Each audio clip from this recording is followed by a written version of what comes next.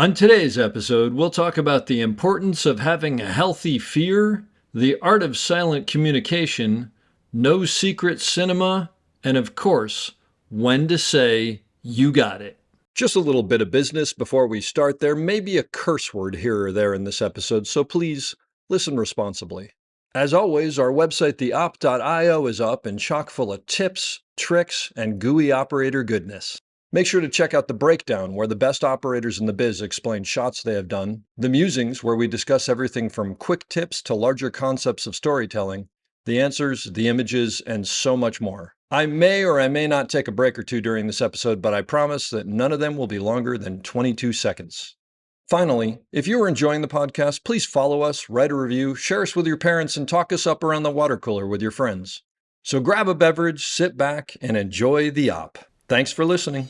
Lock it up, nice and quiet, and let's roll. Rolling. Victor 30 Echo, take 2. Hey, Mark. Hey, Mark. And camera set. And action. Hello and welcome back to The Op, the podcast where we talk about operating the art of visual storytelling. I am your host, Dave Comides, and I'm coming to you from Chicago, America, where I'm shooting a TV show. And since I'm in town, I thought, I'll talk to locals. And so today, I have the great pleasure of speaking with Shannon DeWolfe, who I've worked with a couple times before. She is a local second AC, although she's actually about to travel quite far away for another job, which hopefully we'll hear about. And some of the things she's worked on: The Bear, Fargo, Utopia, Empire, Perception, American Horror Story. She is really involved in Local 600, which I also want to ask her about, and is just a great part of the camera crew that when you work with her keeps everything moving. Shannon, thank you for being here. Thank you for having me. And welcome back to Chicago. I think this is the 4th time I've seen you. Is that right? Yeah, over the years. You didn't work on Powers, that first thing I did you? No, I didn't. I met you the first time you were prepping Widows. Widows, that's right. But you were prepping during the day, and then you came out on our TV show Electric Dreams. That's right, with John Lindley. Yeah, that's right. I was prepping in the afternoon, and then I'd shoot nights with you and John Lindley, because John was like, are you going to be in town? Can you come in and do this? Yeah. Yeah, that's right. So you were a little guest star on our show. We had quite a few operators on that you've had on this show as well. We had Buzz Moyer. Oh, Buzz was there? Okay. Yeah. And then he left to do the post. Mm-hmm. And then we had Will Arnott come out.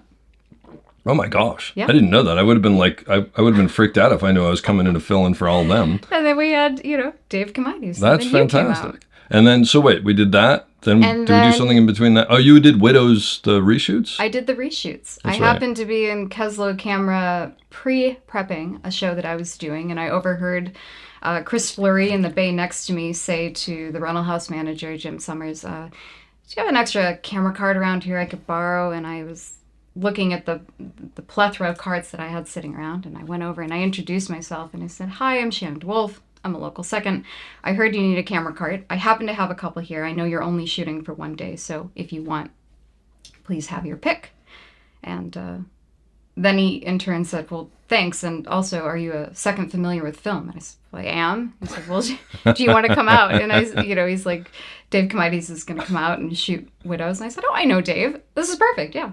So. Oh, now I remember it. So, because we did reshoots for Widows, but you were on the final thing that we did where I actually DP'd the end. Oh, okay, yeah, because I came out and we reshot the end of the movie a little bit, which Sean Bobbitt wasn't available for, and Steve wanted me to DP it, and I was just like, what? Yeah, so you came in, right. You now were I remember guest star on my show, and then I came out and was it guest star on your show. It literally was half a day, as I remember, like just that little final end of the scene. Yep. There you go. Good times. Well, I didn't realize we've actually worked that much together, but and then we did Justified last summer, and now I'm here in the winter, and it's like 52 degrees, and I'm really happy because I didn't expect this. So tell me, what's your story? How'd you get here? It's funny. It is something that I just always wanted to do, and we don't have family in the industry. It's just something that I always knew that I would do, and I can't explain it. I think we even found some ridiculous school project from kindergarten. Like, I want to make movies. That's awesome. And are you from Chicago? I am. You born I'm and originally raised? from Gurnee, Illinois, which is on the Wisconsin border. But yeah, I would watch we'd have the Oscars on and watch them back in the 80s, 90s. Oh, yeah. And when I would watch, I just had this sense of belonging. And you have the sense of like watching the people up there like I knew them. That's cool. And it was this weird excitement, and it just never wavered. And then, I went to film school, and Where'd you go to film school? I went to Columbia College. Which Chicago. back then wasn't quite what it is now, because I've heard now it's like a pretty formidable film school. Was it back then? Yeah, I think so for film. Yeah. And, luckily I didn't have to leave the state, Yep. live at home, and et cetera. And film back then, right? This is prior to digital era.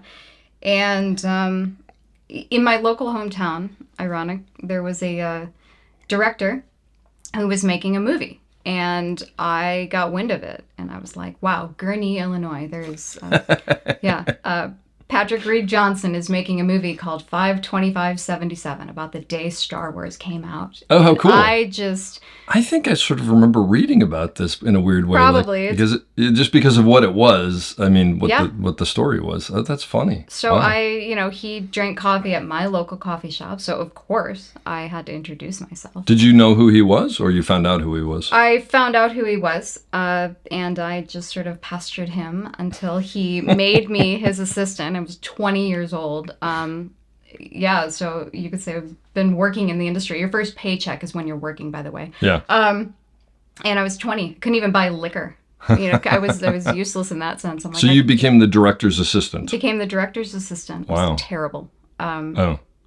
But I had a great attitude. Yeah. And then it's funny because I think later in the movie, when things got going, he placed me in the art department, and I just made props and things. And I was so happy to live in this workshop and make props. And then, so I took a semester off of college to do this. Oh, wow. And my parents were happy. They're like, yeah, this is real world experience. This is a real movie. You're getting real paycheck. And then, I went back to school, finished my degree. And then they did reshoots for the movie. And I actually got to be on the movie as a camera assistant. Like a PA loader? No, like or- I was I was a second AC. Wow. Yeah. Okay. Did you know what you were doing? Enough, right? I mean, I had been a part of this movie since he Yeah. was writing the script, so it kind of didn't, I was in. And, yeah. Wait, back up a second. I'm confused. So, did you know him from the coffee shop? Like, Yeah. you had met him before and found out he was a director and, oh, okay, gotcha. So, it wasn't like you... Well, I just took happened to be- interest in him because he was a director, writer. But you met him through the coffee shop And I met him were through like, the coffee okay, shop. gotcha. And then you heard he was a... Starbucks. Wow. We're all hanging out where I worked because you could work for 20 hours a week and get health insurance while you're trying to be a film student. There you go. They say a lot of bad things about Starbucks, but there you go. Was the DP operating on that? No. For reshoots, I think so. It's all Yeah. kind of fuzzy. It seems a That's long right. time It was ago. a long time ago. But so is that what gave you, like, did you want to be in camera before that? Or Absolutely. that? Oh, okay. It was always camera. But he had offered me this position, Yeah. and there was no way that I was going to say no. Yeah, yeah. And so did you, like, pester the camera people while they were shooting and try to figure stuff out, or? No, I was so involved with kind of still being his assistant, and then also like building props and whatever needed to get done. Mm-hmm. I was like, I'm your girl. I am your girl. Mm-hmm. I will, you tell me how to do something and I'll So you got farmed out to different... Absolutely. That's great. And it was the best time of my life. I mean, it's like, rogue, it's just rogue real world Yeah. film school. Yeah. Right? Well, and also, there's something great about that because, like, it's almost like you can only go up, right? I mean, I guess you could, like, crash the car or something like that. But basically, since you don't know anything, you're only hopefully going to get better. And it's just like, Oh, absolutely. I wanna learn and, everything. Sometimes he would ask me to do things and I'd go down a path and he'd be like, what are you doing? And I'm like, well, that's but great. again, he's like, and later it was very sweet, like I said, on the reshoots, that I got to come in on the camera department, and it was a real growing moment. Is that something you asked for? No. In fact, at that point, I was asked by the camera department to come on and be a second Because they'd seen you and met you And because whatever. I was just kind of in that That's great. world Cool. with people. And then I happened to mention, like, I was on this the first time around. Yeah, right. Oh, because these were new people that were. I All got new you. people, yeah. Oh, that's cool. And have you like worked with any of those people since? Yeah, absolutely. Yeah. The Chicago crews are Small. Yeah. Yeah, we're a tight knit family. And what year was this? Or ballpark? Oh God, this probably was 2005. Okay. Maybe. All right. Yeah. So it actually wasn't that long ago, to be honest, in the grand scheme of things. That's great. So did you basically go, okay, now I'm going to be in camera? I'm assuming this was a non-union show. Yes, I believe it was. Yeah, it must have been because I wasn't in the union yet. Yeah. Yeah. And then I got an internship through Columbia College to be on a movie called Grace is Gone with John Cusack. And that's where I sort of had my first big girl job of full-time camera intern, I believe is what I was. But that was a paid gig. It was a paid gig. Yeah. I was there every day. I was on the call sheet. And then Peter Kuttner Wow. and Dave Morenz were sort of instrumental in my upbringing, and they're Chicago legends. But, Yeah. Oh, that's great. So let me ask you a question for people who may be listening to this and wanting to go that route. How do you be a successful camera PA and learn stuff, but not be in the way, because you probably don't know quite what you're doing, but be in the way enough that you're being asked to, you know what I mean? Because we've all seen the great camera PAs and we've all seen the really bad camera PAs, and it's all about your energy. And do you show up with the willingness to learn, but also more, can you listen and watch? Know when to hang back. Know when it's appropriate to step forward. Time your questions. yeah. Um, There's a lot about being just aware of, I mean, the truth of the matter is, it's something that even now when I talk to established operators, it's like reading the room, recognizing what the energy is in the room, and realizing, like, now is not the best time for me to ask how a follow focus works, because there's something really bad going on, as opposed to at lunch going, hey, at some point, can I ask you to break that down for me so I understand? Yeah, sure, whatever. But I think reading the room, right? It's just... Yeah, read the room. Figure out where can you be helpful. Do the ratchet straps on the truck after you unload the truck, do they need to be hung back up on the wall? Is there tidying that you can do? Are there things that you can help clean up or move? Figure out where you can be helpful, and just watch and listen and watch the rhythm and the process. And I think that's a big part of it too, is getting your set-a-kit down. Yeah, totally. And is that mostly just watching and learning and not like holding back until you figure it out and then slowly moving forward, or is it? Yeah, you definitely, and it's a hard line, because you obviously, if you're an intern, right, you're probably younger and hungry, and you have this energy and this willingness to prove that you'll show up and do everything. And it's hard because it's counterintuitive when we need you to step back, especially if it's the start of a new show. The main crew is still breaking in and finding their rhythm. And it can be hard when you have a gung-ho PA who wants to jump in there and help too, and you're like, whoa, Nelly. Yeah. Well, that's what I kind of meant by, and I don't mean it in a bad way, but we've all seen those people who don't know that. I mean, you put it really well. And it's like, I think at the end of the day, it's like you want to prove I'm going to be an asset and not a problem. Right. And it's helpful too. It's the responsibility of the established camera team to have tasks or priorities laid out for interns in the first couple weeks to give them something to do. And, if you're a second or an established assistant on a show, you should know that you're going to inherit this PA or intern, and they're going to have that energy. And it's up to you to say, listen, we are going to get to the finer points. However, for the first week or two, this is what I really want you to focus on. And don't take it personally if we're like, just get back, get out of the way. Get out of the way. Let everybody settle, and let them know too that it's not you. And we're not taking things out of your hands because we're trying to baby you. We're trying to protect you. We're trying to get through the day and the show ourselves. The first week is critical. And sometimes it can be a lot if you have to focus on the front of the house of what's going on with the new actors, director, new crew. And then you also have to worry about what's going on in the back of the house if you have this person that you are responsible for grooming and hopefully, raising up within the department. That's really interesting because the thing is, I'm on set near the dolly, so I don't see all that truck stuff that happens and all the stuff you're talking about. And I kind of, the second you said it, I get it. But I kind of didn't realize that the second AC is probably going, okay, I need you, here's your tasks for the day and whatever. And the fact, I mean, they're lucky to be working with you. The fact that you go, all right, I know this is totally crazy, but the first week I just need you to listen to me, and the second week we'll start getting into more questions and teaching and this and that and the other. And that all stems from, again, a lot of these lessons that I try to put into practice are things that I wish I had when I was coming up. Mm-hmm. And I think we all want a little assurance when we're trying something new. And that could go for any position, new operators, new firsts, new seconds, new whatever. Everybody wants a little assurance that it's okay. And we recognize where you are now. Mm-hmm. And we see that and we're accepting that. And we know that there's room to grow.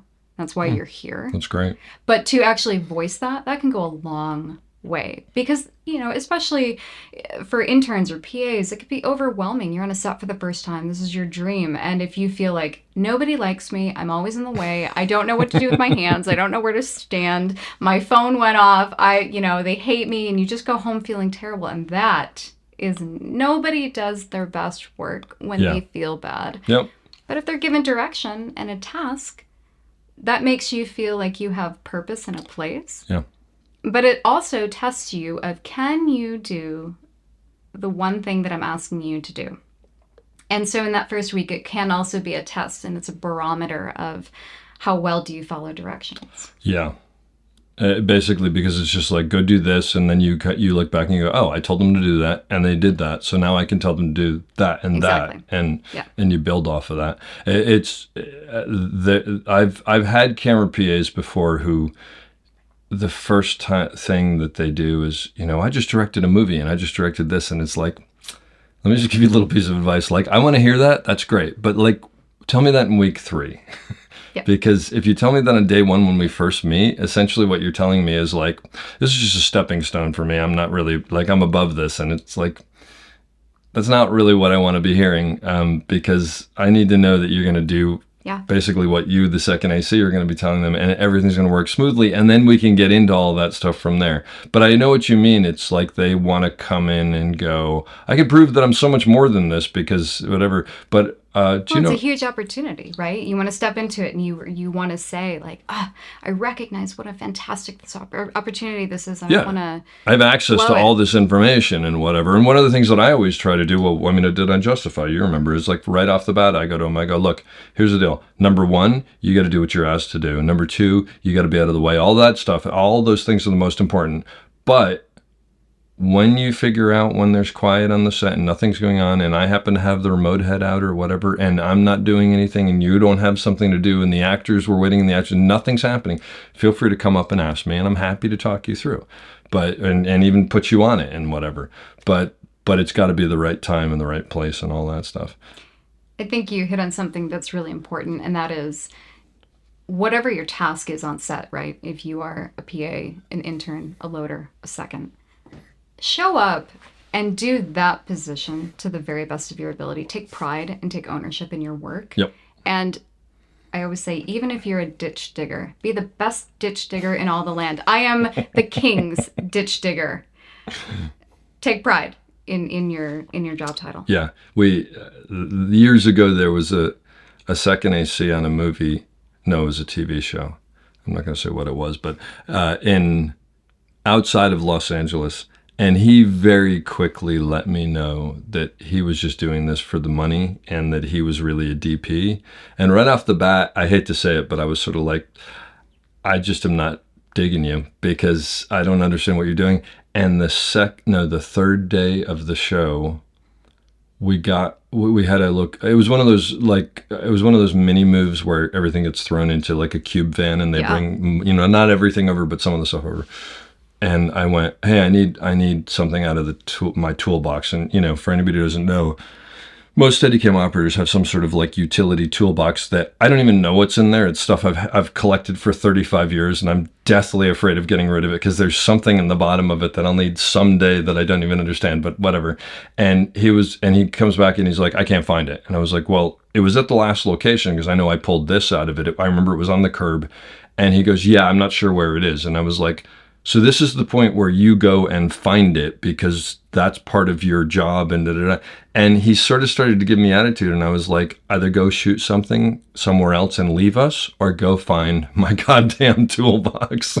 And I think he very quickly got how serious this was, and he drove back to the location, and they had like left it in a diner or something, or whatever. And I said to him, look, dude, part of your job is to make sure that there's an idiot check and nothing's, but if you're going to leave something, leave a Panavision thing. Don't leave my personal, stuff. Right, and if you leave something and it becomes a problem, you better show some remorse and fear on your face rather than, meh. That's exactly it. It was sort of like, yeah, I'm sorry I did it. And again, of all the things in the world, it's like if he had left my, like, I don't know, my weather bag, I would have been like, all right, let's find it, but whatever. But it's just, So anyway, that's just one of those things. Like I said, the right response would have been like, we're not sure where it is. We're going to have it here in 10 minutes. We're finding it. And then like everybody running to find it, or whatever. I still think that there needs to be a healthy fear. I certainly don't want anybody to go to work fearful, because you will never perform admirably if you're afraid. Yeah. But also nobody wants to be afraid to go to work. But I think a healthy amount of fear keeps you engaged, keeps you on your toes, and you're constantly questioning. Yeah. Right? Constantly checking. Well, how can I do this better? Like, what am I not doing? What am I missing? I ask myself that 10,000 times a day. What am I missing? And I go through all the checks and balances of what am I missing? Because, if you can't think of anything, that's great. But just be engaged, constantly checking back in. Well, and it's funny. You said a healthy fear, and I don't disagree with that. But I always sort of look at it as, if you're not pushing yourself, it's like if it's become mundane and you're not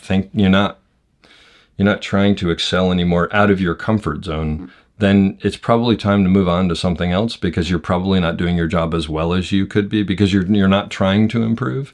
Yeah, absolutely. And when you're reaching is usually when you do the best work, hopefully. And sometimes you fail, but that's the way that goes. And I think it's okay if, for example, you're a second and you want to become a focus puller. I think for a lot of people, that's the natural next step, and it's okay. But I think you need to go into those jobs and let everybody know, let the DP know, let your key first know, like, hey, I am a second. I do want to move up to focus pulling. If there are opportunities, we have a third camera and then I can become the focus puller. But you need to make that known so that there is some grace, because otherwise it's like, well, you might be on a job where you really need that second or that key second to be a key second and not move up and not move on and not be distracted by where else they would rather be. And I think you just have to, focus on what it is that you're being hired to do, because your job is so important. Yeah. And it's on that note, I just realized, sorry to interrupt you, but I just realized I may have jumped ahead of things a little bit.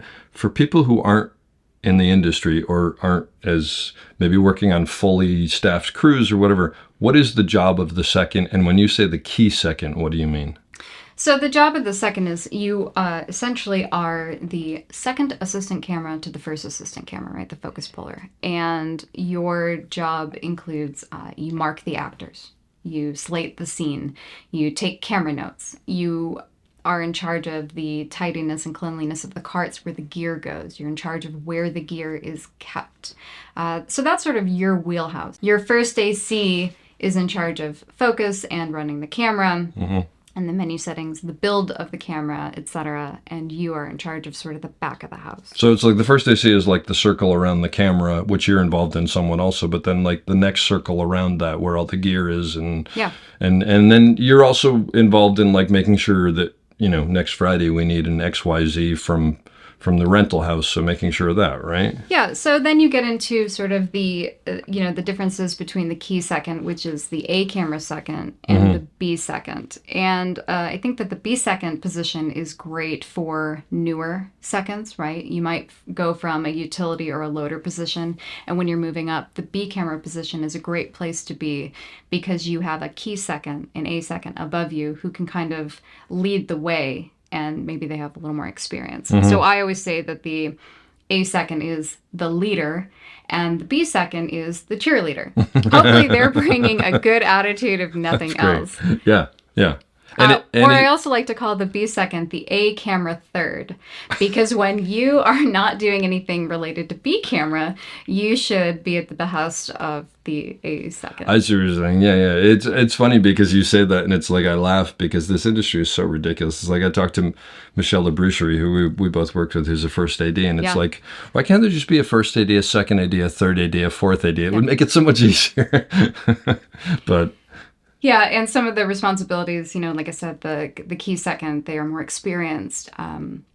You don't leave the set as often. You are right there. In fact, you can sometimes be glued to your operator's hip because you are involved with the moving of the actors and, just anything that the operator needs. You are right there to physically go from their side to the middle of set where you might have to remark someone or whatever. Or to do anything that he needs done in front of the camera, because your focus puller is, at their station pulling focus and keeping the shot going, even through rehearsals, right? And so you have the physical ability to move around and do what needs to be done.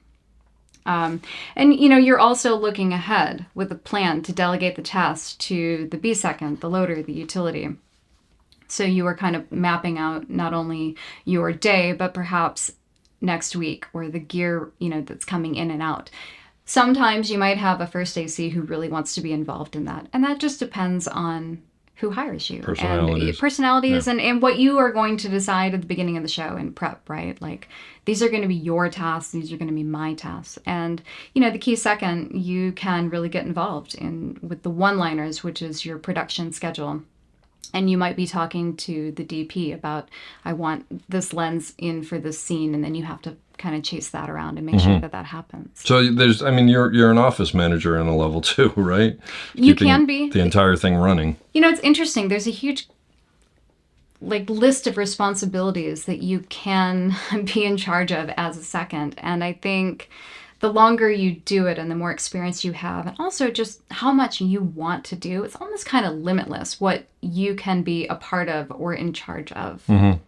You can do staffing, the management of the calendar and the gear in and out. You can be in charge of entire carnet shipments, which are going out of the country. You can be in charge of it's just sort of limitless, the things that you can. It depends on the show and the people you're working with, basically. Yeah, absolutely. So there are some shows where you go on where you're just like completely overwhelmed with all this stuff, and there are other shows where you go on where you're being asked much less to do because the first AC is doing more of it or whatever? Absolutely. And again, it just depends on your first, and how involved they want to be with the paperwork or the gear and it's the dissemination of information, right?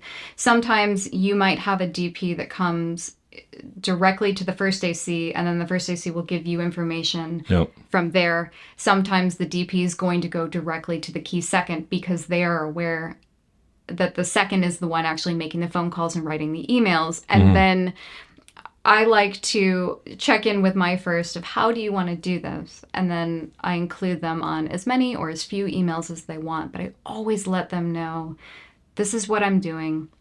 This is a piece of information that I got. This is a rumor I overheard. All information goes to my key so that they can be the most informed. And so right off the bat, if you're working with a new AC, do you basically just put it out there and go, what do you want me to be in charge of this? Do you want to do this too? And you just figure it out. Yeah.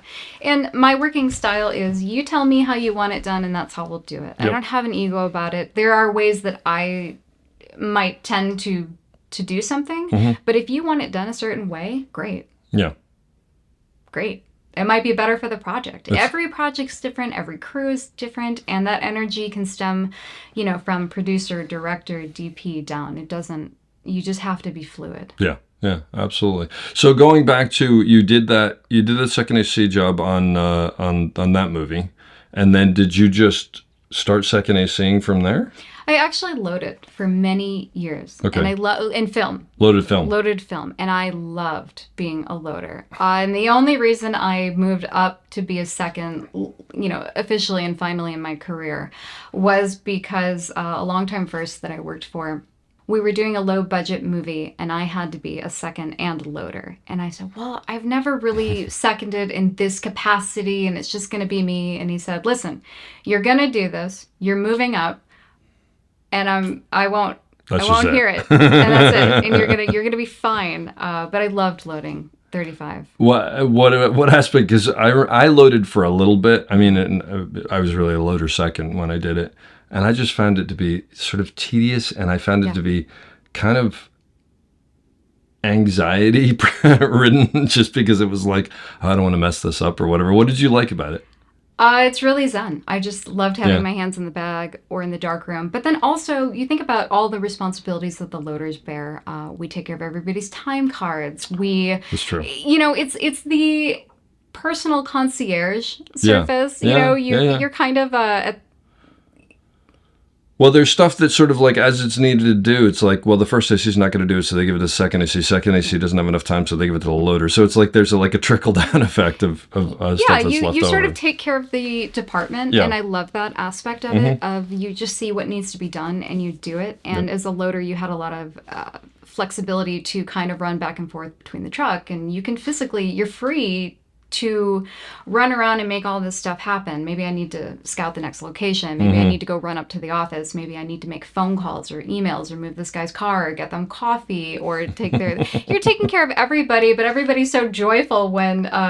because they're all indebted to you because you make the best coffee and your time card's always right and, you never drop the ball. So I just loved that aspect of, wow, every time I come in the room, I'm a little joy bringer because I'm bringing something. It's an excellent, I hadn't thought about it like that, but it's funny you say about the coffee because there's happened a couple of times where we've had loaders who were like they should be baristas. I mean, they have like a corner of the truck set up. The Starbucks aspect really helped me in my career. But there is a thing where it's like, hey, who was that guy who made the great? Oh, that was that. Let's get him back because he made really good coffee and he did a good job of obviously. But it's stuff that makes you stick out, right? Well, and that's the important thing too. And this is something that I think is really important. Imagine you and everybody else in your classification, imagine you all have the same skill set when it comes to doing the job.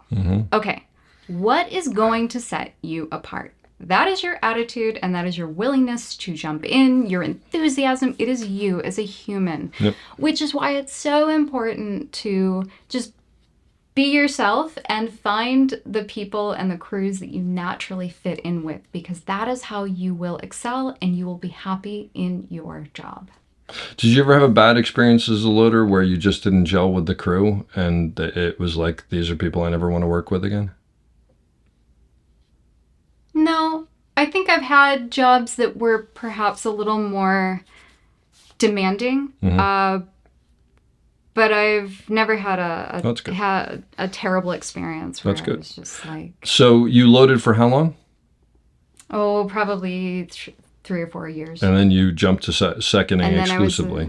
Second AC. And that's what you've been doing ever since. Yeah, and I am a career second. I was going to ask you, is there a desire? There's no desire to move to? No. Just because you like what you're doing or because you don't want to pull focus? No, Because you've actually pulled focus a couple times. You bumped up like a day or two, I remember, or something. No, Someone was sick so for anybody listening, if you want a key second who is super dialed into being a key second, and you don't have to worry about going anywhere. Girl. God, no.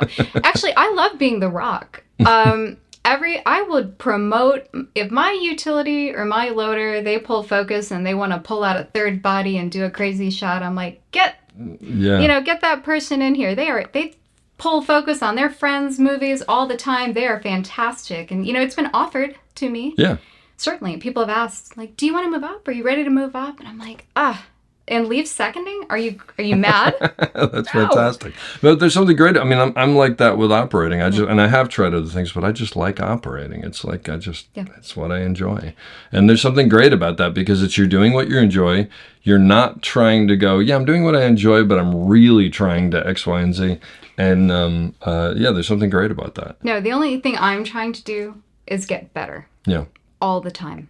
And I want to do a show with people, and new people, and at the end of the show, if they're happy and they say, I would work with you again in a heartbeat, that is when I know that I have been successful with that show or that crew. Mm-hmm. Mm-hmm. And that, to me, that's the reward. That is what I'm chasing. Would you recommend me? Would you hire me? Would you put me in your deal and take me everywhere with you? Am I a side letter to your next show? Yeah. Do I need to talk to your agent? Maybe part of your deal. Yeah, absolutely. That's great. So you touched on the fact that the second AC marks actors. So you're involved with actors quite a bit. Yeah. And you're actually generally down towards their feet, but you're physically close to actors. How do you go about working with have you ever worked with really tough actors who are just like, I don't want to be marked, and someone else is telling you to mark them, or, what do you do? Absolutely. So, first you respect, if an actor says, I don't want to be marked, Mm-hmm. and your operator is like, mark them, this is how I would approach that. Yeah. I would physically have eye contact with my operator, and I would gently put up the weight. Like, I got it. I hear you. I understand. You're silently communicating all the time across the room. Give them some sort of physical, Yep. just hold on a second. I acknowledge you. I'm not going to do it. I'm not going to get under this person's feet. Here's the thing. You can remember precisely where these people are dancing around the room, right? If they're standing at the window and the doorbell rings, where are they going to go? They're going to go to the door, okay? You don't need to be underfoot. During the rehearsal. During the rehearsal, you and the operator can work with the stand-in later after that particular actor leaves, and you can say, okay, this is where they were, this is the dance, this is the scene, right? You can remember. So you just sort of positions. mentally make checkpoints of they went there Absolutely. and they went there and they went there. And are you on a personal level, are you keeping all this in your head, or are you writing them down, or? Usually in my head, just because I try to look at, this is how I approach marking, right? Most moves are motivated by either dialogue or action. Hopefully. Hopefully. And the timing, right? Yeah. So step back and think about the scene, what's going on. And people usually move, again, if somebody enters the room, everybody's attention is now on that person in the room. Mm-hmm. If somebody goes to the bar, they're usually delivering a line. You just think about the scene as a whole and where people are moving and what they're motivated by. It's the same thing when there's a big fight scene or a big tussle, right? I always get the question of, how do you mark when two people are having a fight? Yeah. And my response is, you don't. You wait. And usually at the point of impact, or where the fight starts to happen, I wait for the actors to leave, and then I just leave an X. I say, this is where the action happens. I'm just going to leave a big tape Like this X. is the center of where they're doing what they're doing? Yeah. And when people or actors are moving quickly in a scene and you need to mark them, don't get underfoot. Just wait. Wait for them to leave that mark, and then you can quickly throw down a tape mark after they've left. Yep. I'm 4'11". I'm quite small. And I often work with people who are much larger than myself. And early on in my career, I would be marking, and they might literally fall over backwards over me. And it's kind of embarrassing. So I've learned, because you want to be a ninja, right? Everybody understands what a marking rehearsal is. Most experienced actors understand that they're going to have a second in the way. Yep. Sometimes, if it's a big scene, you'll have the AD or the DP say, let's pause, let's mark everybody here, especially if it's a bigger scene with many actors. Critical marks. Giving you a moment to go, I got to mark 3 people, and now let's continue. Yeah. Absolutely. Yeah. But you never want your marking to be distracted. And Dave Seekins, who is now a first AC, actually gave me a really great piece of advice when marking, because I had my tape roll and I was going to be Johnny on the spot. And he's like, it's really distracting when you you tear off the tape off of the roll and then you rip it and then you place it down. He's like, while people are running lines. While people are running lines, it's really quiet, and he's like, all I can hear you doing is the ripping of the tape. So we came up with these tape boards where we have pre-cut pieces of tape, and you can quickly, sort of lay marks at the feet and just shoot them down. And, it's you're quiet. Well, it's like you said, it's constantly honing your craft and again, if something's problematic, how do we fix the problem? And you get creative. And those are the moments where you get to make it your own, right? Like, how am I going to make this my own? Because I don't get to design the shot. I don't decide where the focus is. But, arts and crafts all day long. Oh, yeah, baby. Yeah. Watch this. That's classic. Yeah. That's great. And then you talked about working with one thing I'm going to ask you whether you've noticed this. I'm noticing now that we're in digital, and the first AC is sometimes in another room. Sure. Which drives me crazy, but sometimes it does have to happen, but it doesn't always have to happen. That I have more interaction with the second AC than I do with the first AC. The first AC used to sit next to me, and we would talk all day long, and now they're off somewhere else in the second AC. So I'm finding that more and more second ACs are just jumping to become operators, largely because the first ACs don't always want to move up because they lose a lot of rental, which is its own thing. And so there's not the opportunities, but also because the second ACs are learning more from operators than first ACs are. Absolutely. And especially if you have a great relationship with your operator and the more trust you build, you can touch every single piece of gear. Totally. And you can, like I said, you might be attached to their hip. Yep. And, in working with you, we've worked together for years now, and I feel totally comfortable standing right next to you, talking about the shot or listening to you when you do the shot. Hey Dave, I see that they moved. I see the problem here. I'm going to go move that actor 2 inches to the left. Are you okay with that? And then you can start sort of collaborating, with your operators. It's not like, oh, it's the second AC. I have to wait to be told what to do. You can be right there. Yeah. And you're touching all the gear, right? Because you're usually putting the heads on the dolly. Okay, well, then you start to balance the camera. And then, okay, I know this shot's going to be here. Dave's not going to want that. He's going to want this monitor. And then you just start building it in anticipation of knowing what the operator needs. And so if you are in you're a second, but ultimately you want to be an operator, go stand next to your operator all day long. Well, and the other part of that is if I have to run to the bathroom and the AD needs to see a rehearsal, it used to be that the first AC would go, I got this, and they'd operate it and whatever. But now the first AC is pulling focus in another room, so a lot of times I'll go to the second AC, hey, can you just run this rehearsal for them? And, if it's too complicated, I won't do it. But if it's just a straight push-in, it's just like, hey, just keep it pointed that way so that they can look for lighting. I'm going to go, grab a cup of coffee or something like that. But that's the person that I'm asking because they're right there. No, absolutely. And, that if the second is able to physically see the shot from a monitor, right, and an actor doesn't hit their mark, I think a really nice moment when I've seen that before the operator even has to tell me, I have the opportunity to give the I got you symbol from across the room, and I can walk over to the actor and, say nicely, like, hey, it's really best for us or better for us if you come to here, if you can, and it's nice when you have the relationship with the actors where you can actually talk to them like humans, but if they don't quite hit their mark or they're a foot or two shy and the frame just isn't as nice or they have to compromise what they're doing. If I'm paying attention and I can help the actor get on their mark versus playing telephone because I'm on my phone doing something I shouldn't be. Is there anything you do to try to create a relationship with the actors specifically? Yeah, absolutely. So, as a second AC, you're at their feet all day long, but then also you are the last person that they see prior to doing the scene. Because you're sliding right in front of them. You're right there. Yeah. And you have to be in their personal space. And, as you know, when you slate, you're going to have to be pretty close to their face. And like I said, you're at their feet. So having a good relationship with the actors is important. And you don't have to become buddy-buddy, and sometimes you don't say more than necessary, but you try to have a good relationship and let them know who you are. Yeah. Because you need them to be comfortable with you. And, marking is a whole thing that we can get into. Or I'm sorry, slating. So tell me about slating. So slating, another huge part of what we do.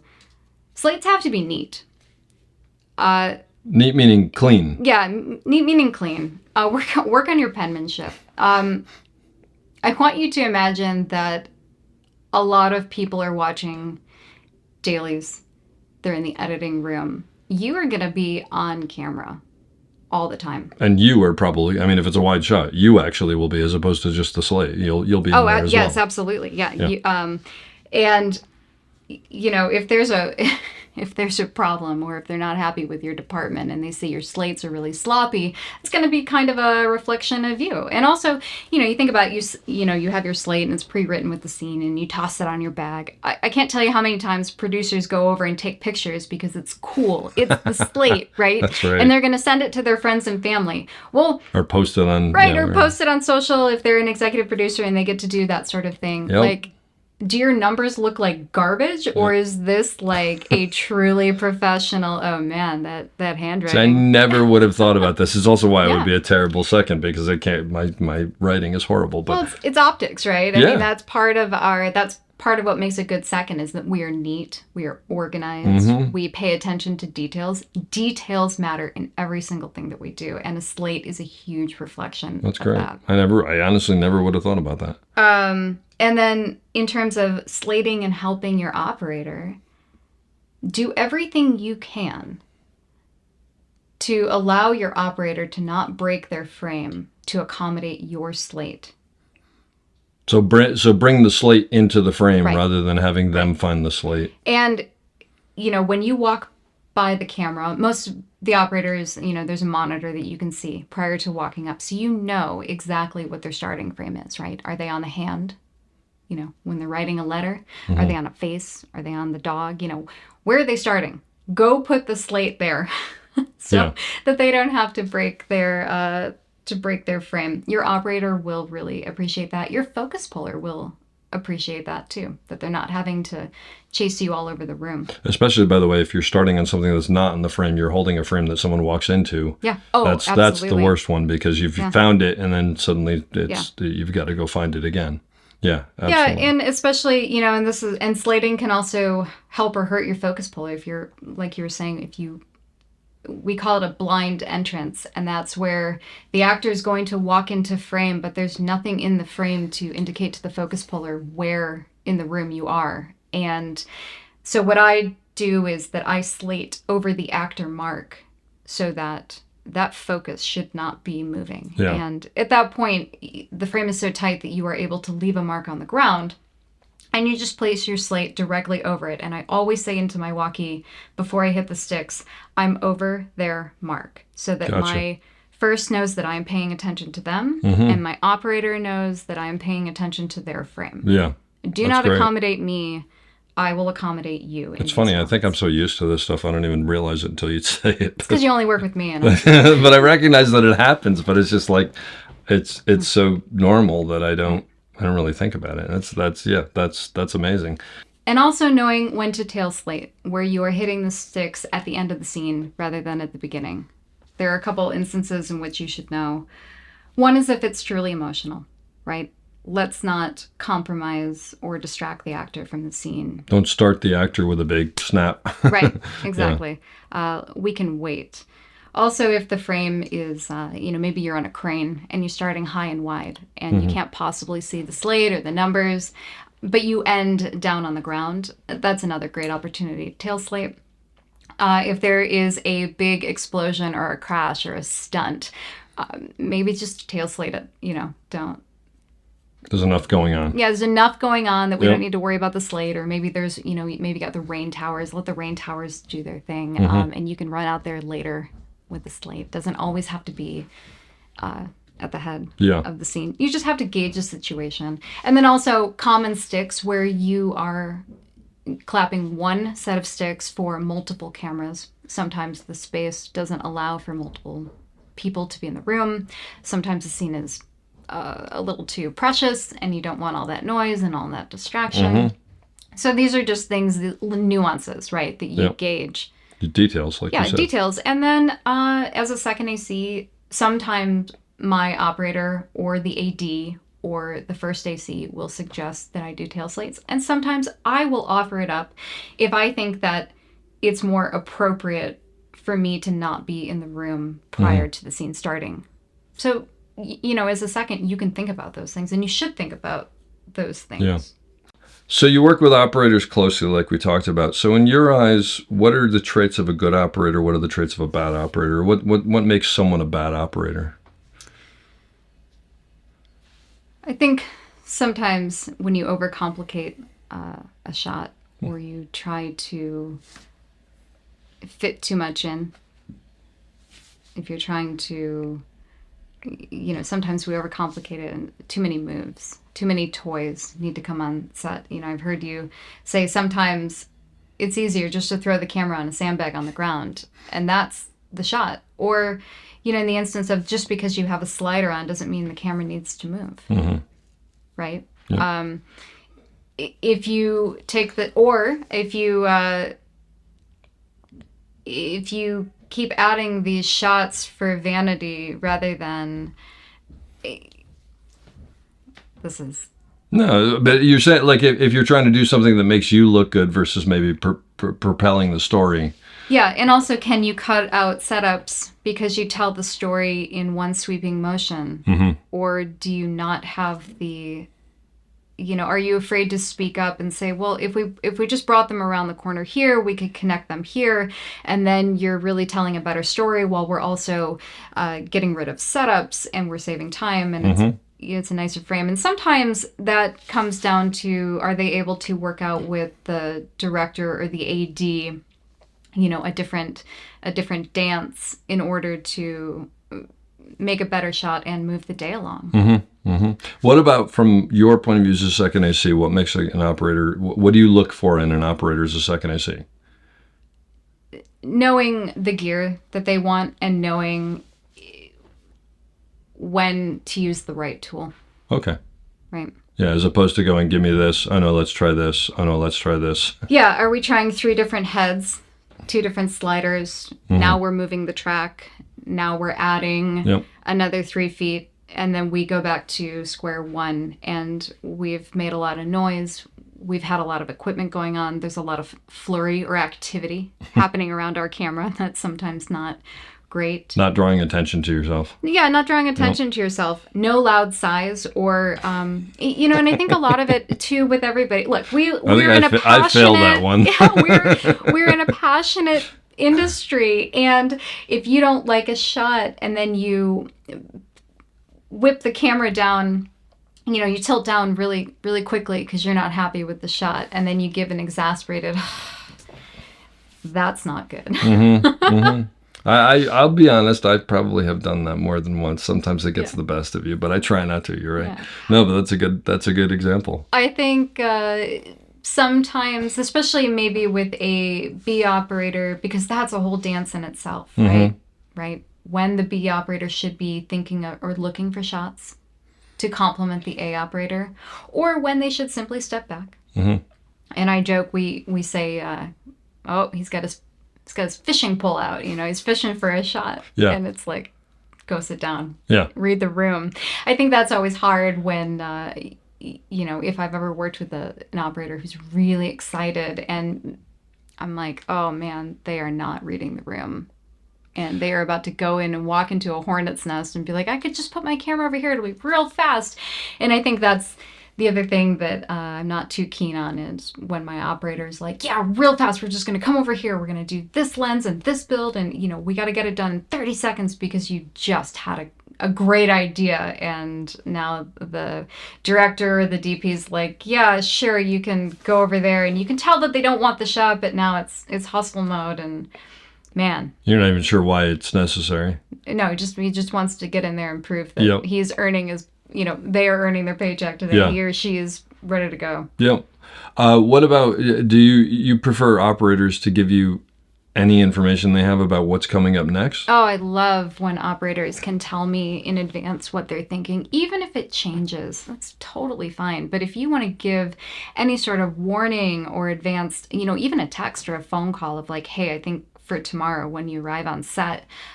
I think I really want to have steady up first. I had a conversation last night. Yeah. Whatever it is, I love that. Give me all the information. Give me all the rumors. Give me all the details. Anything I can do to jump ahead, absolutely. Well, I know on set you've come up to us and gone, hey, I can't guarantee this, but I just heard that this is the last shot before we move and da-da-da. So because you've always got your ear out there listening to everybody else. But it is right. It's like it's all about sort of trying to project what's coming down the pike so you can be ahead of it before it happens, right? Yeah, absolutely. And no secret cinema. That's what I always say. No secret cinema. Don't if you know something, share it with your with your friends who it concerns. Absolutely. So, or if I hear that the actor's having a meltdown, I might if I'm working with Dave, I'm going to go to Dave and be like, hey, so, lockbox, like, don't share this, but I thought I'd give you a heads up. Something just happened, which is actually kind of invaluable because then I know that when that person comes to set, it's like, okay, we're going to sort of treat this with kid gloves. I'm going to probably not be as involved as I might be in another time because there's something else going on, like, the actor and the producer just got into a screaming fit over something or other. It's like, all right, I'm just going to hold back right now, but that's great information. And I think another good rule is, you may think that you know everything that's going on, but there's always things in the works. Yep. Right. Everybody's got a plan. Everybody's got their version of how the day's going to go, or everybody knows a little piece of the puzzle that you might not know. Mm-hmm. Yeah, absolutely. One thing I haven't really asked you about is the sort of second AC working with the DP. We've talked about working with the operator. Any thoughts on that? Yeah, absolutely. This really comes into play with your note-taking. I often find that, especially now, working on these long format TV shows or bigger movies, eventually you're going to run into these second units. And I can't tell you how many times the DP, emails me or says to me, hey, we have to reshoot, scene X, Y, and Z, and we're going to send out, this DP. Do you have the notes on that?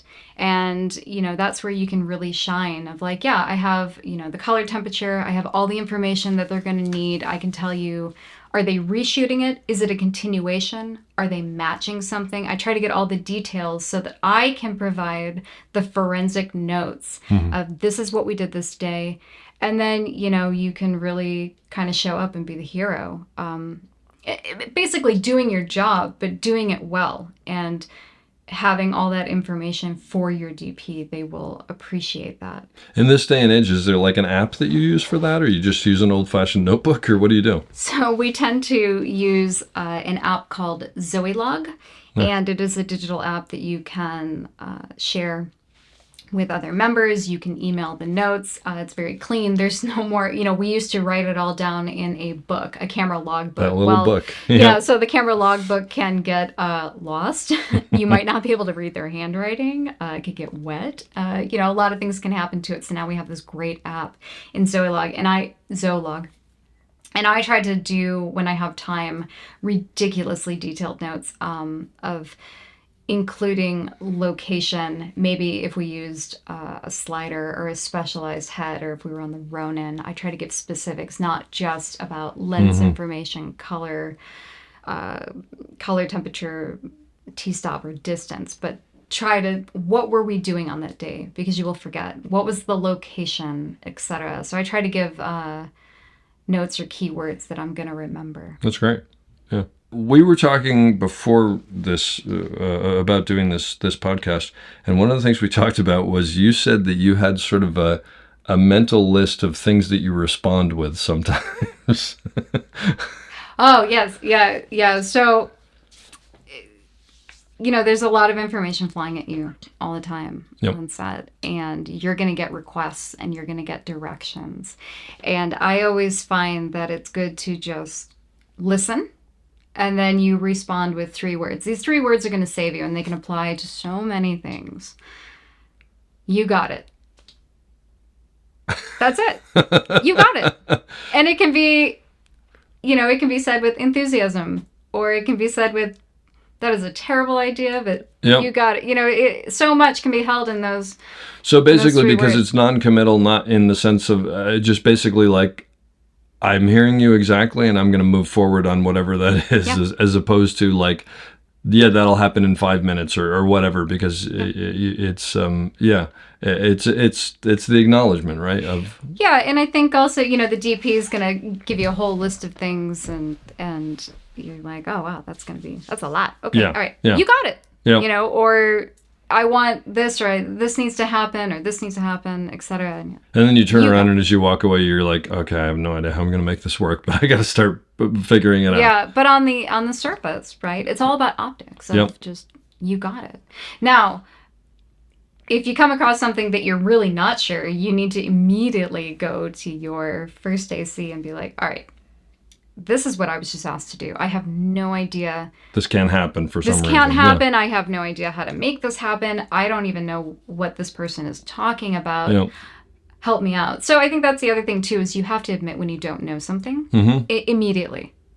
Maybe not to the person who just told you to do something. Maybe you want to go have a conference with, your department. So-and-so just said this to me. What does that mean? Right. Do you know something that I don't know? Yeah. Right? Again, there's information coming at people all the time from all different places, and you don't know. And it's okay to also say, okay, let me go work on that. Mm-hmm. You got it. I'll get back to you is another fantastic one. I'll get back to you. And then, go talk to somebody who can help you. Yeah. No, but and I think your point of doing it quickly is it's important, because the reality is, if, as an operator, if I go, hey, we're going to do X, Y, and Z, and you go, yep, and then I don't hear anything for 30 minutes, and then it comes back and it's like, yeah, that can't happen. It's like, well, what's been going on the last 30 minutes? If you had told me that 30 minutes ago, I could have gone, really? Why? Oh, I didn't know that. Okay, so let's do this instead. Yeah, and I think also in that moment, if you do have information where, if my operator says to me, I want to make this thing happen, and if I know something that might conflict with that, how I would phrase that, or what I might say is, if I may, I have a piece of information that may change your feelings on this, and then I'll proceed to give the piece of the puzzle that I have, and then you can then say, oh, okay. I get it. Okay, we're not going to do that. That's a terrible idea. Or you can say, oh, I can actually fix that situation. Let's talk to the AD. Let's loop in whoever we need to loop in to make it happen. But it's all about communication, and it is a dance of knowing when to step in and knowing when to say, you got it. Sometimes you might have a better idea, but it doesn't always mean that you need to voice that. Yes.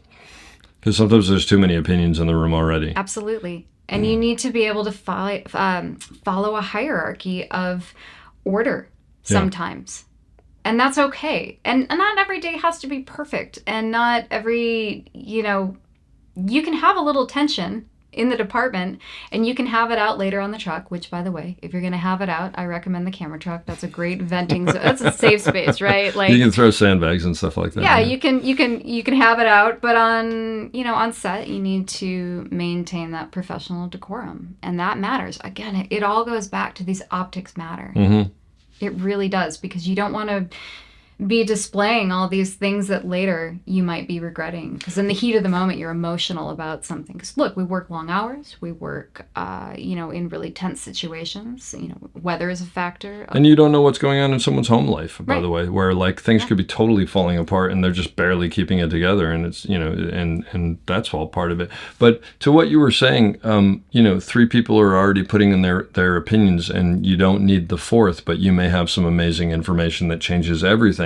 It's the kind of thing, to me, where it's like, I still want that, but it's like you let it die down, and then 2 minutes later you go, I just want to throw this in. I didn't want to get in the middle there, but blah, blah, blah, blah, blah. Does that change things for us? Is there a better way to do this? And maybe there is, and maybe there isn't. But there are ways to get that information in where it's not upsetting the apple cart, and you're not getting 5 other opinions on it when it's put out there, Yeah. So I think timing is so key to all that, right? Absolutely. And sometimes, I think from a focus puller standpoint or an operator standpoint, sometimes you just want the thing done. Sometimes you don't want to talk about it. I don't care. Just there's do a it. lot of mental energy that has to go to the front of the set for the operator. Mm-hmm. And sometimes you chiming in as a second, it doesn't help. Yeah. And you need to know when it's appropriate, when it's appreciated, and when your silence is golden. Mm-hmm. So are there certain things that you make the active choice of just like, you know what, I'm not sending that up the line. We're just going to fix that. And nobody needs to be bothered with this information. Oh, absolutely. Yeah. Yeah, absolutely. And again, it's just about reading the room. Yeah. And so like, you're making judgments on that all the time of like, this needs to go up the ladder. Like, no, we can take care of this without. Constantly. Yeah. Constantly. And like I said, be like water, right? Just you fill in the empty space. You see what's already been done or taken care of or covered, and then your job as a second is to be water, right? You're fluid with the situation, fluid with the moment, and you just do what needs to be done. Mm-hmm. And sometimes less is more. Yeah, no question about that. We were talking about a job that you have coming up where you're going out of the country. Yeah. And you were talking about making your deal, because for people who aren't in the industry, you get a local job in Chicago, it's a little bit cookie cutter. There's some discussion of this or that or the other, but it's like the union covers it, and there's 90% of it is already like dialed in, and it's just knowing a couple of things. But when you're going out of the country, it's a very different situation, right? Because it's not under the union, so you have to sort of protect yourself. And you actually have to do much more of what I have to do as a Steadicam operator. I'm constantly making a deal because there's a lot of different things that aren't covered by the union. So now you have to do the whole thing. So tell me about that experience. Yeah, so it's been good. I'm lucky. They offered me, I had a number in my head, and it's funny because hourly, when you're covered under the contract, right, we work most commonly under the basic agreement, which is just the general contract. That's the union contract, contract, right? And your rate is pretty much set, your hourly rate, etc. When you go into overtime, double time, it's all spelled meal out. penalties, it's all spelled out. But then you might leave the country for a job, and you are on what's known as a flat rate. So you're going to get what you get for the week, and then maybe you have set hours that you're working, and you have to negotiate within that. And that's what I'm having to do. And, it's good to get everything in writing, the finer points, and you have to think about everything. And the writing, I think, protects not only you, but as Dave and I were discussing earlier, it protects production as well, and they know exactly what to expect from us, so that there's no harsh words or harsh reality. And you have to really sit back and not argue, but you have to fight for what you're worth, right? You are presenting a case of, look, this is why you're bringing me, and this is what's going to save you in the end, and then you can spell it out on paper. But you were even saying that which it sounded like is not normally what you do, that you were even going, it needs to be a certain type of accommodations with the crew. So it has to be a certain size. And so when I was making my deal, they sent me in an email very loose deal points of, we will cover your accommodations, we will be paying into your pension, health, and welfare. This is your rate, and they gave me a number for the rate, and they gave me some other specifics, and then I countered with, for clarity, leaving no room for interpretation, I want to state the exact number of hours that you are paying into my pension, health, and welfare per week, per the basic agreement overseas, contract. But you actually cut and pasted that part. I cut and pasted it so that I had it in writing, so that they knew that I wasn't pulling this number out of thin air, that this is at the very least because I am, overseas provision is the actual word that it is. So you're copying and pasting that. But then also specifically, this is where I would like to stay, naming specifically the hotel or the apartment building. I would like to be with the rest of the department. You state your name, or state your, state the place, and just get really specific. And it's important. It can't just be this vague, like, yeah, we're going to put you up in a hotel. Okay, what hotel? Yeah. Where is it? Where is it? Will I be getting a SIM card for my phone? Or are you going to, in my kit rental, cover, the international phone plan for the next 6 months? Like, how are we accommodating specifically what I will be required to adhere to when I'm over there? Look, the SIM card thing, that even is a small thing, because if you're there for 5 months, that adds up. And it's sort of this thing of, look, production is requiring me to go to another country. I need to be in touch with my family. Therefore, I'm going to make this part of the situation. And they can always say no to that, but then you have to be okay with that. Well, they can also say no, but you have to remind them that your phone is how you do business and how you do your job. You, yeah, absolutely. And I think you just have to, when you're making your deal points, you have to spell it all out. Leave no room for interpretation. Yep. There's no question about that. Look, the funny thing is I have a deal memo that I don't require them to sign basically on a personal level, because people always go, the lawyers won't let us sign this. And at the end of the day, if Warner Brothers wants to take me to court, I'm going to lose. So that's just that. So I just tell them, here's the deal. Here are all my deal points. If you have any problem with them, email me back and tell me what you have a problem with. We can talk about them. If not, just email me back with this in here and say, yes, we're in agreement on all that. And every time there's a problem that comes up with production, and I'll give you an example, I then refine it. So for instance, 4 years ago, my equipment, which is in these heavy duty metal cases that are, they can be run over by a truck and they're fine, were sent back via FedEx, which is usually how it goes. And it came, and one of the latches had come open. Clearly someone had checked something or whatever, because they're always taped and whatever, but one of them had come open and it had been sheared off. And so I contacted FedEx, because there's insurance and everything. And I said, you obviously need to cover this. And they said, well, that's not an acceptable form of packaging for FedEx. It would have needed to be in a cardboard box. And I'm thinking, really, the thing that a truck can drive over isn't? So I went to production, and production said, well, that's FedEx's problem. And I could see where it was going. So I called the company, and they were like, send us a picture. And I sent them a picture. They go, you know what? It's a $40 fix. Bring it in. We'll do it. So I said, great, I'll eat that. But now there's in my deal memo that if there's ever any damage to my cases that is not covered by the shipping company, that production covers it. So it's like every time something happens, and like on a smaller level, like the SIM card, I have in my deal memo that I have to have a place with washer and dryer in my unit, because the truth of the matter is, on the weekend, the last thing I want to do is go sit in a laundromat. No, absolutely. And they could say no to that, and then I have to accept that or not accept that. But it's those little things that actually make a huge difference. So is this the first time you've ever had to make a deal like this? Yeah, I would say this is the biggest deal that I've made on my own, where I'm leaving the country and I get to do, I was joke. I'm like, I get to make my first big girl deal where I'm negotiating back and forth for, and you're going to ask for exactly what you want. And it feels good to be in a position in your career where you feel comfortable doing that, because I feel like a lot of times, especially if you're newer in the business or in a lower position on the totem pole, you don't feel that you have as much power. Or the right to ask or the right to ask for more, or truly what you're worth or what you want. And, I always say, look, you don't ask, you don't get. That's true. No one's giving it to you. So did you call people up and go, hey, I've never done this whole thing. Like, how do I do this? What do I ask for? Like, did someone give you a template or? Yeah, absolutely. So I did talk to people who have gone, actually specifically where the location that I am going on different projects. Mm-hmm. And I said, hey, when you're making a deal for overseas, because we're not covered under the contract, how do you go about that? Yeah. How do you calculate what are you worth? And I came up with a number that I wanted to see on my check every week. And then I just did the math, like, okay, divide that by 60 hours or 50 hours or whatever. This is my hourly rate. This is what my kit rental is, and this is what I'll be getting for per diem. Together, this makes the weekly number that I want to see on my paycheck. Yep. And I did ask for people for templates to see what they've asked for to... Smart.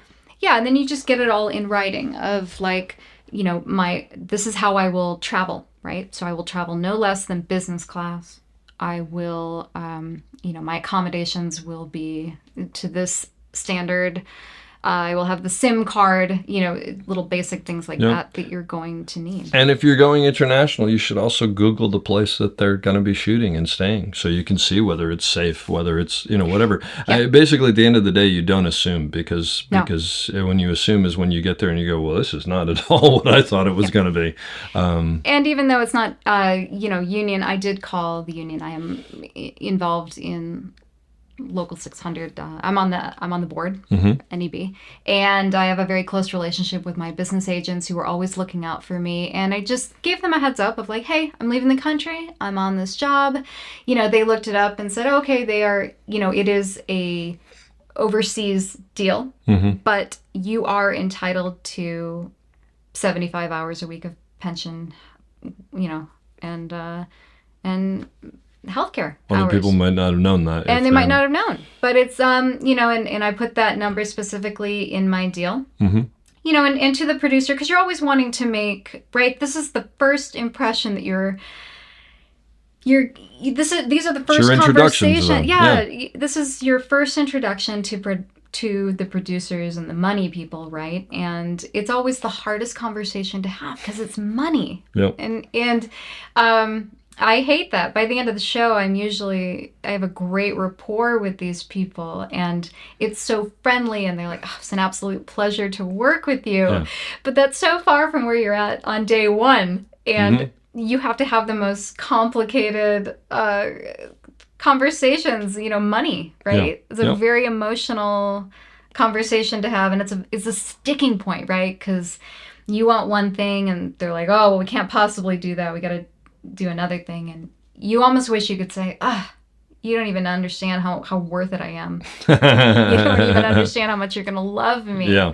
By the end of it. You're going to be happy to give me a raise by the end of it. But the good news is you get past that, hopefully, and then you just put it behind you, and it's the end of the story. But talking about 600, so you're involved in 600.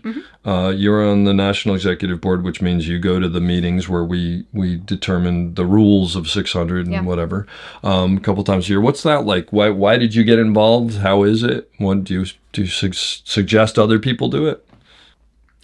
Yes. So I am on the National Executive Board, and I love it. It's being a part of the governance of our local is something that's really important to me because I get to play an active role in how, our local is, evolving and changing. And since you're in Chicago, you're not New York, you're not LA, right? You're not Atlanta. I guess we can say Atlanta now also.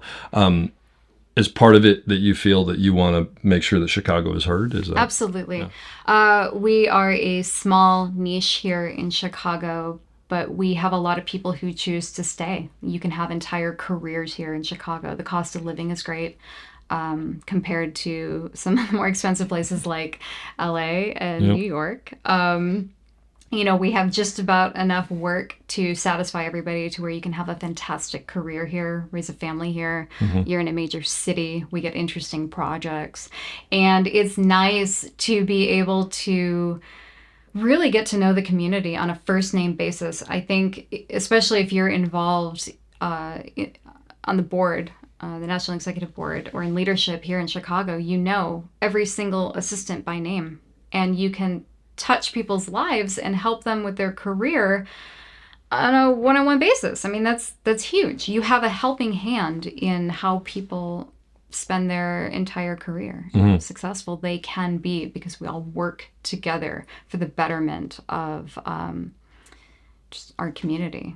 And what's been your experience of being involved in the NEB and being in the union? Is it fantastic? Is it frustrating? Is it educational? Is it all of the above? No, it's fantastic because you really see what goes into the running of the local, and just seeing ideas from inception to getting it passed by the board to then rolling it out for our members to enjoy. You see the whole process, and that's pretty great. And it's frustrating. Especially with the crazy couple of years that we've had. We've lived through the pandemic, and now we've just gone through a strike. Yep. And there's some frustration.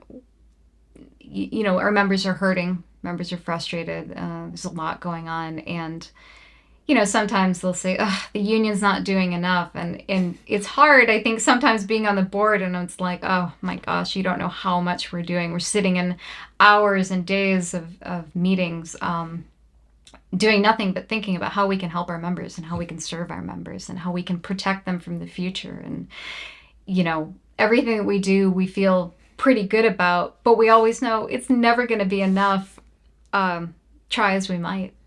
sometimes it's hard when members don't see that, or What do you say to the members who go, the union doesn't do anything for me? what are you doing for the union? And also, no, I lovingly, That's good. lovingly. Yeah. You are the union.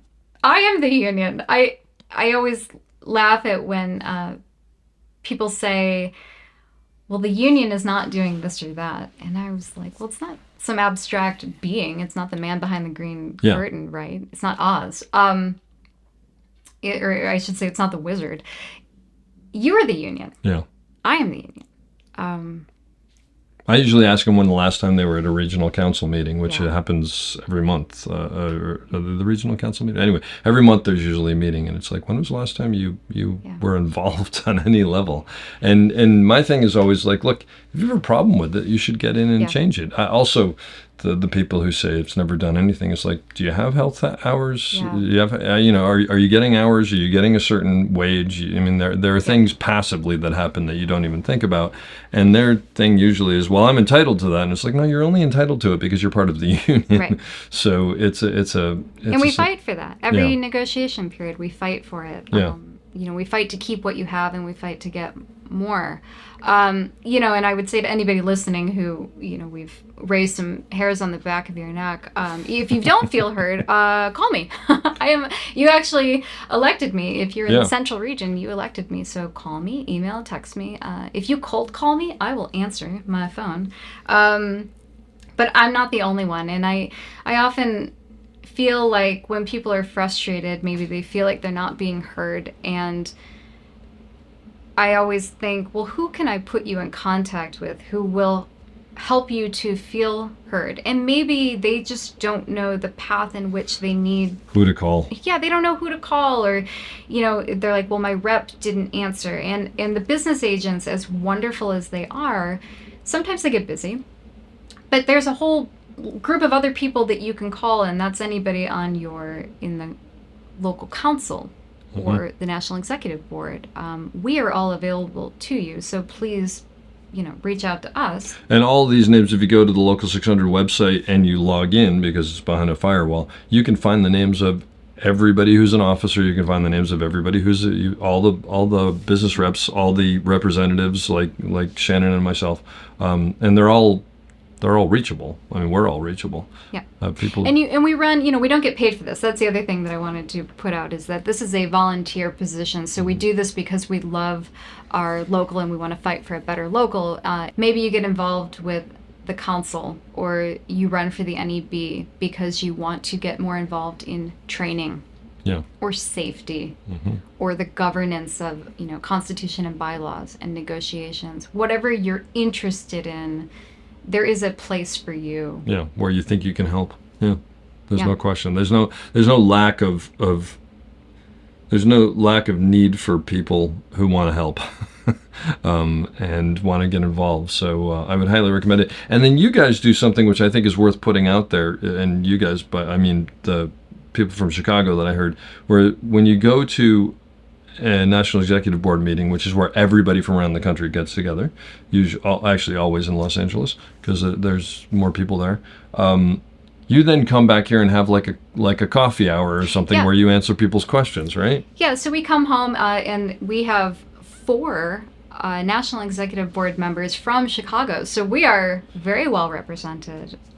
And we have Ernie Malik, who's a publicist. We have Betsy Peoples, who is our sergeant at arms. We have Ella Lubianski, and we have myself, who we're all, involved in our local. And we host a coffee hour. We say, anybody who wants to hear firsthand what we talked about this weekend, this is the business that we got done. And we can just sit and answer one-on-one questions. And That's I find great. that the smaller meetings tend to, we have a great outcome. Do people or show up? A great turnout, I should Yeah. say. Yeah. That's fantastic. And then we're in a safe environment where no question is too simple. Yeah. Because I feel like a lot of times people, maybe you don't know the questions to I'll ask. sound or like an maybe, idiot if I you're ask this sounding or like an idiot. whatever. Or, Yeah. you don't want to admit, like, I have no idea what these guys are talking about. I don't even know what this means. Yeah. The governance of our union can be extremely overwhelming Yep. and complicated. But if you sit down one-on-one with somebody and spend the time, Yeah. you understand it, and then you walk away feeling like, oh, well, I get it now. That sounds really hard. I want this thing, and now I understand in 20 different steps of why I can't have it overnight. Yeah. And I think that helps too. But you have an amazing way of communicating with them that way. Granted, part of it is that you're in a smaller market. It would be a little tougher to do something like that in Los Angeles, but to do several of them, et cetera, et cetera. But I think it's fantastic that you do that. When I heard that, I thought that's the way it should be with everybody. And I feel like, just like with anything, if you're willing to sit down with somebody one-on-one and have a conversation about it, you get more done. Yeah. And it No feels question. very intimate, and it feels... Well, and they feel heard. That's the big thing, right? Absolutely. And if you may not have all the answers, so you go, I don't know, I'm going to write it down. I'll get back to you, and And a lot of it is that people do want to feel heard. Yeah. Right? Because we represent them. So Yep. we are speaking on their behalf. We are going to the floor with their ideas, their fears, their concerns, their questions. We are the voice. That is why they have elected us, and that's why we're there. So if you can actually sit down, and even if you don't agree, if you can sit down and have a back and forth, I think people find value in that. Yeah. No And question. also, even if you are on opposite sides of the table, they may not agree with you. They may not like your politics or your stance, but they may respect you. Hopefully they respect the fact that you are explaining what your belief system is in this, and Yeah. and they may not agree, but at least they understand where you're coming from. Yeah, absolutely. Which is a big part of it. Yes, and we need that. Well, this has been really great. Do you have anything else you want to add in? Because I know you had a lot of stuff because you're so organized. There's been so much great stuff in here. And actually, I've learned stuff about being a second AC that I didn't know about. But anybody who's a second AC or wants to become a second AC, this is invaluable. Yeah, and I love, I often have coffee with people or talk with people on the phone, people who are starting out, answering questions. Call me, email, text me. Anytime. Yeah, if I'm available, I can 600. answer it. Yeah. Shannon, this has been great, and there's just so much great information in here. I learned a lot about seconding, actually, that I didn't know. And for anybody who's getting into it or is in it, this is invaluable. I'm going to leave you with the question that I leave everybody with, which is someone getting into the business, any advice for them on how to succeed?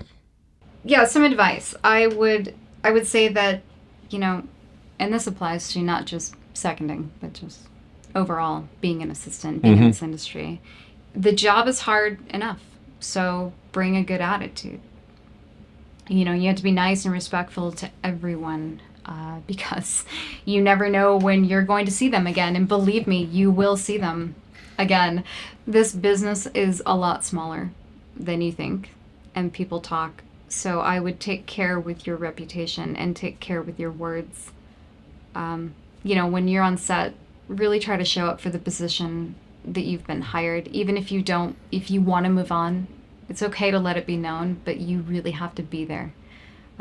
There's no way that I would ever show up on a tiered set and give a tiered effort, ever.